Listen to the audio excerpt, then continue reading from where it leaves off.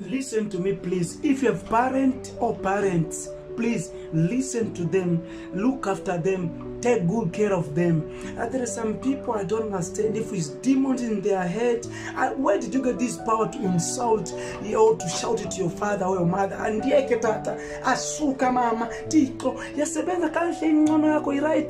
There are some people, they don't have even one parent, but you have both of them, but you are taking them for granted.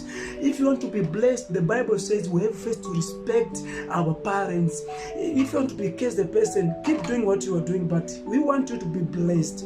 Kama una wazazi wako watu wawili, mtu wa Mungu, watunze, waangalie, kwa sababu bado una nafasi ya kubarikiwa kupitia wazazi wako. Na shangaza na watu ambao unakuta ni vyepesi kwa yeye kumtukana baba yake, kumtukana mama yake, nitole fujo, kwanza ningezaliwa kabla yako, mimi ningekuzaa. Panafanya kazi kweli hapa?